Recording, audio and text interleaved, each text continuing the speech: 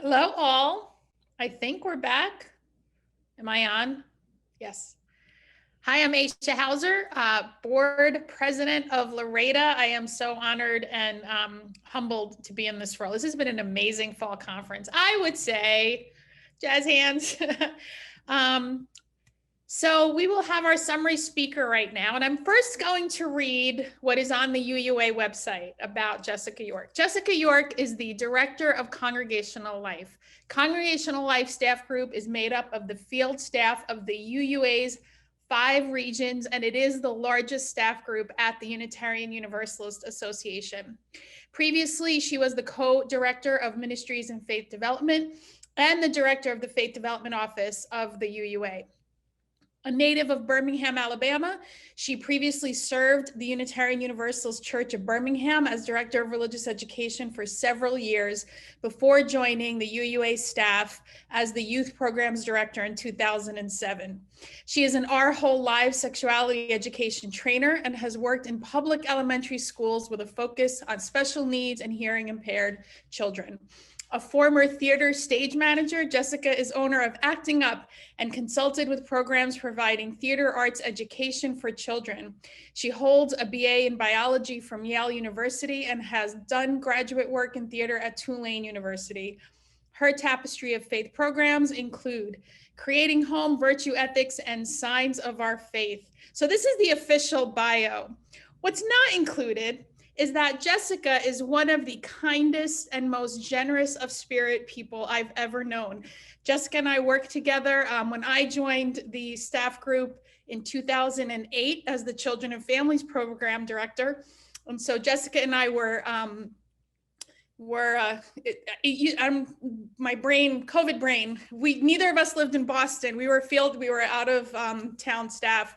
So we would often stay together in Pickett and Elliott and go to movies and hang out when we weren't working. So we grew to be very, very close. And it's just one of the joys of my life that I consider Jessica one of my close friends. When Jessica was named Director of Congregational Life staff, not only did I feel that the universe a little bit was righting itself, especially with regards to the UUA, I knew she was the perfect choice. And when you were announced, I'd overhear people say, oh, well, I'm kind of worried about Jessica. I'm like, oh, you don't know Jessica then, because Jessica is the most self-differentiated person I know, who knows how to balance love for her family and her interests along with her work. I learned from Jessica something that I carry with me as a religious educator. Unitarian Universalism does not teach us what to think, but how to think. And how to view the world around us. So it is my privilege that my friend and colleague and mentor, you inspire me so much, Jessica. It is a privilege that you said, thank you for saying yes, for being the Fall Conference 2020 summary speaker. I present Jessica York.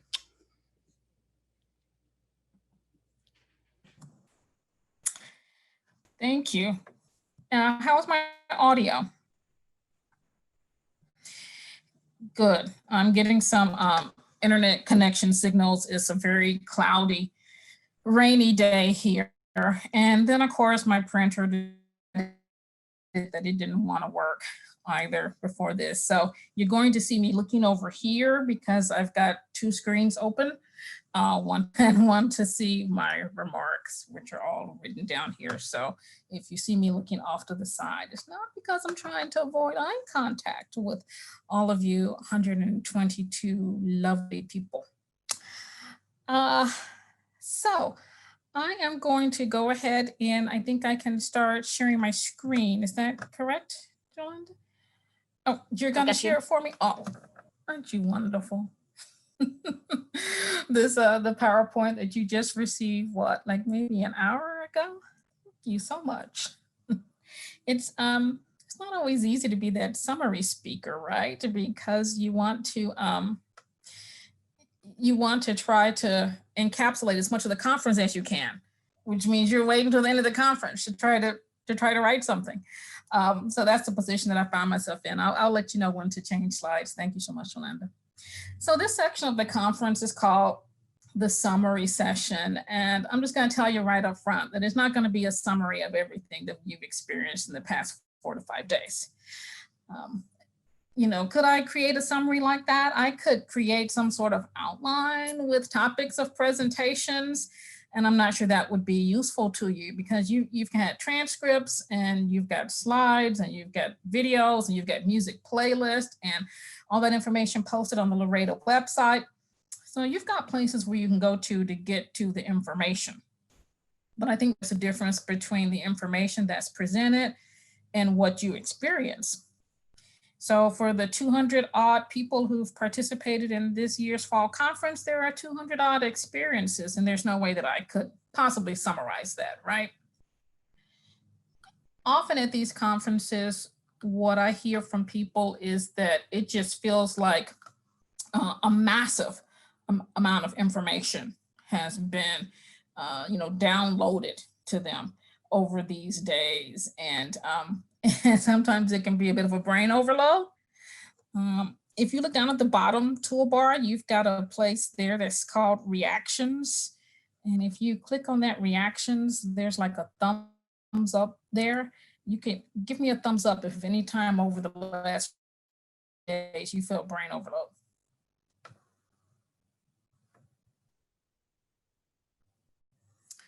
No, not too many brain overloads. It might have just been me.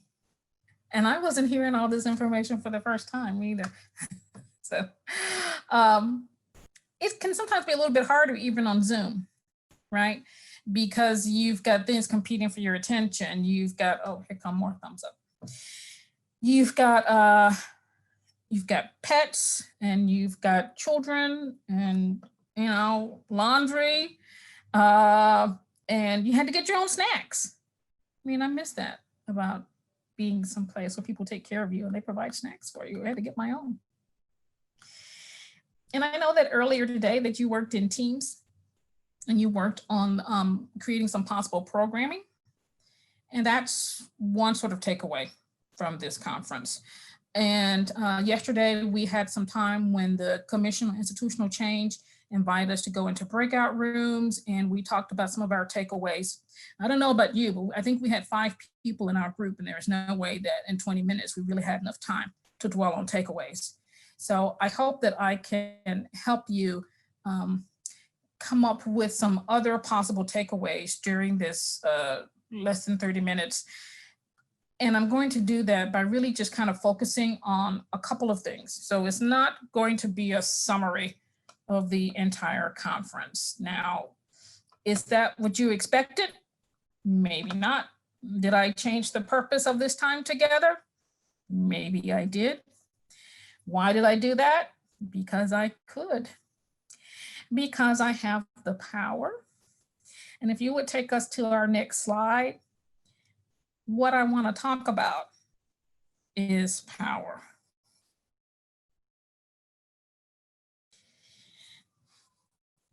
So power oftentimes I find is a little bit like money, that the people who have it don't want to talk about it. And the people who don't oftentimes don't want to talk about anything else. And I really don't see how we can do this work without coming to some sort of reckoning with power. You can't really talk about oppression without talking about power. And Reverend Dr. Natalie Fenimore spoke to this yesterday. We've had other people speak to it throughout the conference, but it's a theme that I've been returning to often over the past few years, possibly because in some spaces, in some communities, because of my identity, because of my experiences, because of my titles, I have power. And then in some of those spaces, I don't, right? So it really varies. We have a little bit of time right now to talk about it. What I want to do is I want to share some things with you, and then I'm going to give you some reflection questions and a little time to start pondering those. And hopefully you can go back and ponder them later. So if anything that I say to you is something that you want to take note of, open up a Word document in your laptop so you can type some things in or grab some paper and a pen. And it's just going to be a few questions, but you may want to come back to them. So those of you who have known me for a while have heard me say before that I want religious educators to claim the power that we have. It has gotten a lot better. I can remember a time when we would get together and almost all we would hear was bemoaning over our lack of power. And sometimes power is hidden. And I think you've got to find ways to use power constructively, even if you don't have a great deal of power, by realizing that, there's no action that's too small or insignificant, because they all roll up into each other eventually and can create change. So here's a story. When I started as the director of religious education at the Birmingham congregation, I had a great relationship with the minister and a very good relationship with the board. But the board changed over time, as boards do. And some of the oncoming board members seemed uninterested in religious education. Some of them maybe even seemed a little bit resentful. Earlier today, when Reverend Julie Conradi was talking about the history of the UU Church in Birmingham, someone asked about why the church moved. And I don't remember Julie's answer because I was preoccupied with something else at the time. But the primary reason why the church moved is because RE had outgrown its space. Right? We needed RE space. That church was planted in the first place by families who wanted their children to have a liberal religious education. So RE has always been important to that congregation. Everybody's not happy with that. So a new board came on and they decided to adopt a real adapted light form of policy governance. And whereas previously I had attended board meetings, even though I was not a member of the board or a voting member of the board, now I was uninvited from board meetings.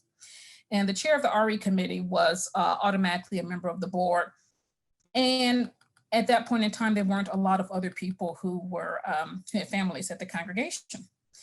So I started talking to parents. I started saying, hey, don't you want to be on the board? Think about how important it is for us to have representation from parents, particularly parents of young children, to be on the board. And I believe I was pretty successful in terms of getting people who did run for the board and did actually get elected. That's a small use of power, but I think it had its purpose, and I think it served me well ultimately. And it's what you sometimes have to do when your power particularly is informal in many situations. Currently at the UUA, I sit in a position where I have quite a bit of power. Marcus Fogliano was showing us yesterday the sort of three-body structure that the UUA is moving to, and moving away from Leadership Council, which I served on, onto this new way of an executive advisory council, a commission on institutional change mission alignment team, and a staff groups director council. I sit on all three of those. So I have a lot of access to people's ears, and I try to use that power judiciously. One of the ways I try to use that power is to sometimes ask what might be the uncomfortable question. A short example of that is that we were having a discussion in Leadership Council about decision-making and how decision-making happens at the UUA. And it's not always clear, it's kind of tangled and kind of muddy. And we were all experiencing that and talking about that. And one of the questions I lifted up was, well, if we say that we really want to support change agents, how is a change agent supposed to get enough power to really make change in this system that we have right now? Which led to a conversation that I think was a very useful conversation for us to have.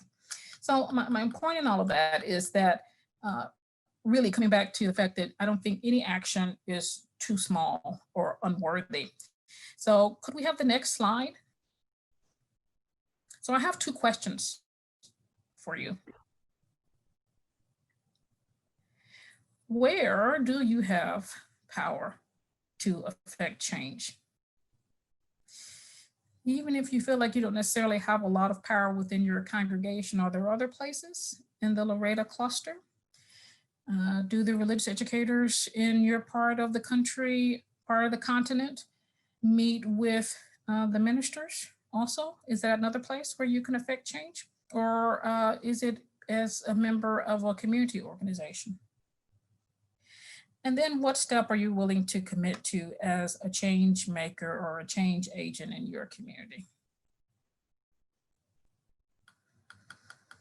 I'm just going to leave those questions out there for a second for you to think about. We're not going to have time right now to do any answering of them because I want to talk about another takeaway that I hope you have from the conference. But do remember that no action I feel is too small. And don't worry about trying to compare your actions with other people's actions, because what works for some doesn't work for other people. I think committing to using the word change agent or change maker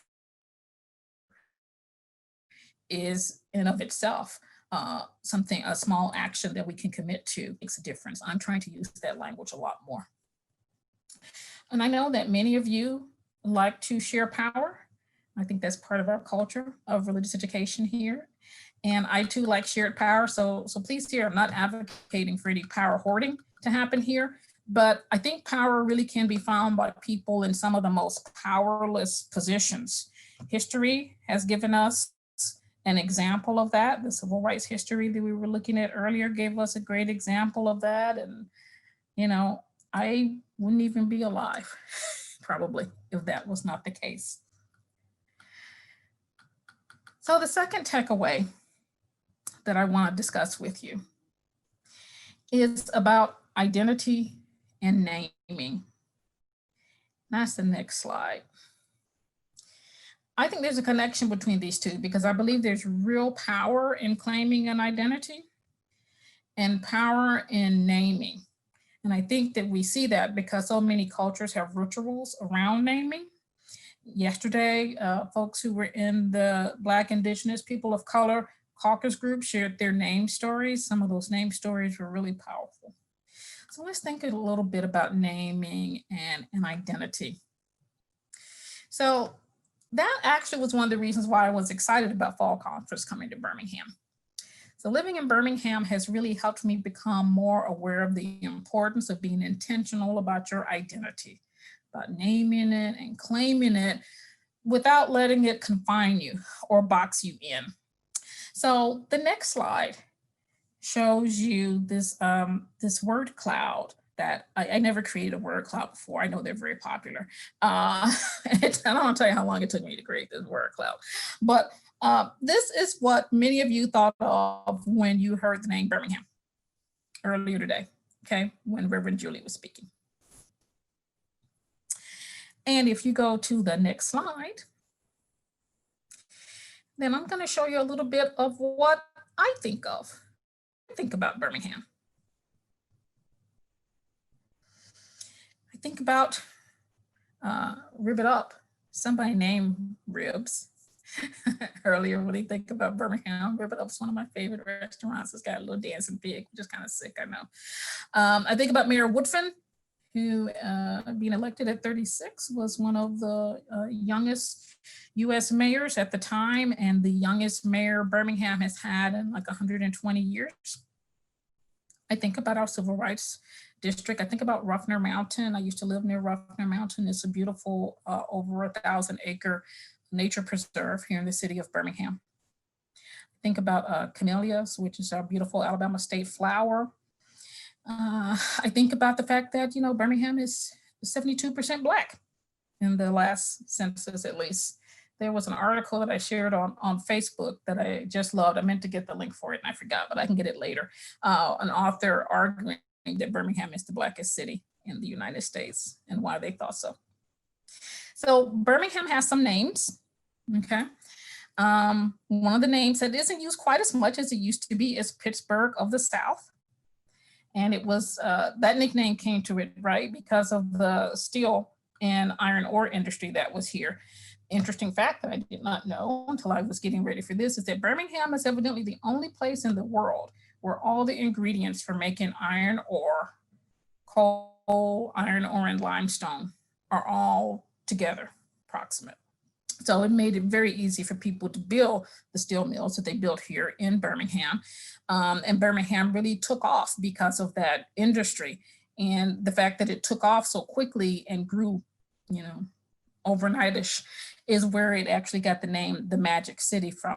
So you'll see the name the Magic City used a little bit more for it, right? There's the Magic City Classic, which is a great yearly rivalry between two historically Black colleges that happens every year here in Birmingham. And you'll see Magic City on other things too, including cafes and restaurants and such when you come to the city. We like that name, right? We like the name of Magic City. So those names are great. Gotta scroll down a little bit. And then there's the history of Birmingham, right? So coming to Birmingham is a great place to talk about history. You can't really come to Birmingham and not talk about history, right? We saw how much history played in that word cloud I did earlier. Birmingham does try really hard to remember his history, and it tries to do that so that it will learn from it. And sometimes we do, and then sometimes we don't. Birmingham is a great place to talk about history because our history is hard and it's incomplete. And as noted earlier, unfinished. It's a history of hate. It's a history of love. It's a history of courage. It's a history of cowardice. Steps forward and steps back. Even Mayor Woodfin has done some really good things since he's been in office, and he has done some things that I disagree with strongly. By focusing on the more positive side of history, Birmingham is trying hard to shape its identity, right? That's what it's doing. This is who we are. We are Birmingham, and there's that historical identity, right? We are the place where they fought for civil rights. And then there's this current identity. We are a place with a world-class medical center, a home of innovation, and a location for many James Beard award-winning chefs and restaurants. All of that is true, and so much more. And we're left with the question of how do you try to shape a positive life and freedom-affirming identity without erasing and without not recognizing the many ways that we still break our vows and need to come back time and time again. So a couple of examples of that. Reverend Julie spoke about the Birmingham Church in 1961 not being willing to hold an interracial gathering, right? Coming from that place of fear at the time. And yes, that fear was real, but not a courageous decision for them to make. And then we look many years into the future, and Birmingham makes the decision to leave Mountain Brook, which is one of the wealthiest suburbs around and is a very white place of great white flight, and move into the city of Birmingham. And that was a brave decision. And yet during our discussions about moving to Birmingham, there was an option to move into a building downtown. And many people argued against moving downtown. Some folks said, oh, clutch my pearls, go to downtown Birmingham for church, downtown? It's not safe down there. And other people said, well, we don't even really live in Birmingham. We live in Homewood and Mountain Brook and Hoover and Vestavia. So, being anywhere in Birmingham, we feel is making some sort of a concession, right? Step forward, step back. The Birmingham Civil Rights Institute, which is a fantastic museum, and I hope that you will have a chance to go there if you haven't already. And one of my favorite pieces of it is at the very end of the museum, they have a display of other civil rights movements because in Birmingham, we take some pride in the fact that we think people learned something from the civil rights movement in Birmingham that helped and empowered those other civil rights movements. That's such a positive piece of our identity. And 2 years ago, the Birmingham Civil Rights Institute wanted to give an award to Angela Davis, who is a local daughter of Birmingham. And they decided to rescind the award because several members on their board objected to her position on Palestine. This past year, they gave her the award. I was there when that award was presented, and when she spoke, I was there virtually, and she spoke, and I was very happy that she was finally getting the award. And I don't know what happened in between, right? I don't know what kind of discussions were happening. I don't know what kind of truth telling happened, what kind of reconciliation happened to get them to that point. I was glad they reached that point. I was very saddened by their original stance. I do know that one thing that happened in between the two was that the board members who objected so strongly left the board. So there's that. Such a mixed history, right? And it's really important for us to acknowledge the times that our courage failed us. Like so many things in life, there's this paradox, right? Of how do we hold all of that? And that's some of the unpacking that we can do when we come to Birmingham. This issue also that was raised when Reverend Julie was speaking really about history and whose history are we telling? Well, who gets to tell their history, right? All of those are things that we could be discussing when we come to Birmingham. And I am not planning that conference. I'm not in charge of that conference, so I don't know yet what you'll be discussing. So don't hold me to that. But those are some of the things that we could discuss while we're here. I know Linnea and I had a conversation when I first heard Loretta was thinking about coming to Birmingham, and I lifted up some of those things about history and grappling with history and how Birmingham is an ideal place to do that. So I've only got a few minutes left. So the identity piece that I hope that you're taking away from this is to be really intentional about shaping your identity, right? If you want to embrace that identity as a change maker, you know, what does that mean for you? And what it means for you doesn't have to mean the same as it means for anybody else.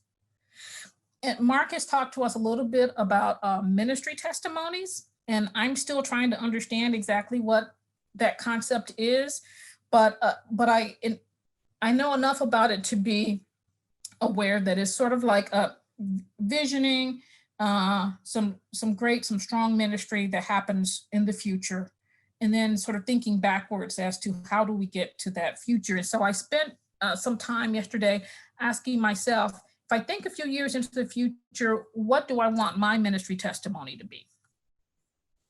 And of course, I don't know where I'm going to be in a few years and what's going to happen in between, but this is just what I came up with at the time, and it will probably be different tomorrow, right?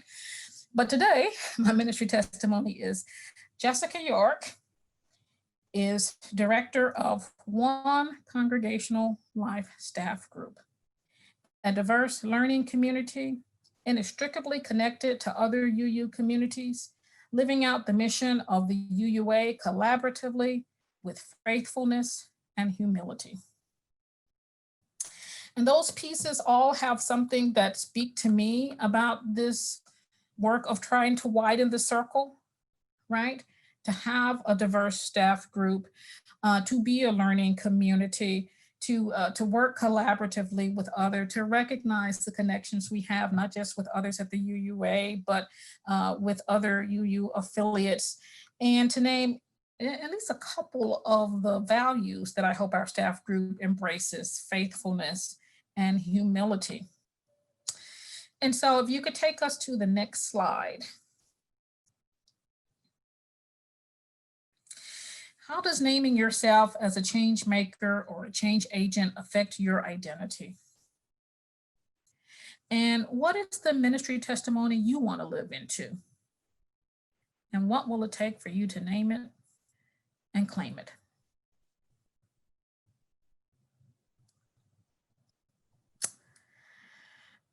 I had hoped that we would have time to share some of those things, and I talk too much, and we don't.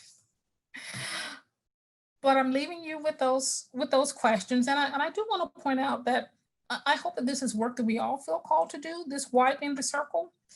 If you identify as Black, Indigenous, person of color, and your ministry testimony is that you will care for the bodies and the spirits of other BIPOC UUs, then claim that identity. We belong to multiple communities. There's nothing here limiting where or how you do your ministry. I hope that we have all kinds of different places where we are doing that ministry. Those are just a couple of the takeaways that we had time to work on today. Some of you have probably already made some commitments, some intentions. And so if we could go to the next slide.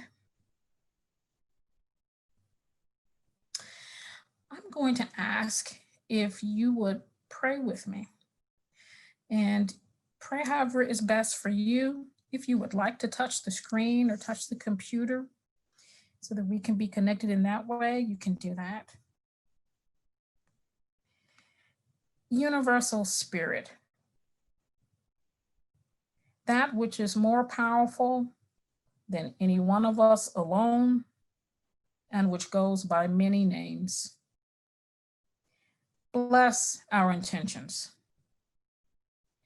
Help us to hold them close. Create a space in our hearts to nestle and nurture them. Keep them warm. Keep them alive. Bless us with a little grace, for we will not carry them out perfectly. Strengthen us with courage, for we will face times when the work will feel impossible.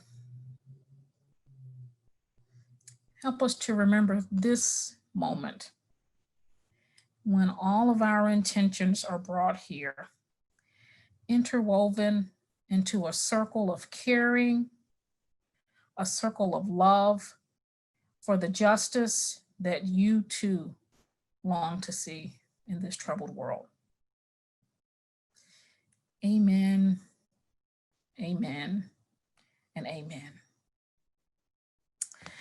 Thank you for the privilege of addressing this assembled body. So good to be with you, as always.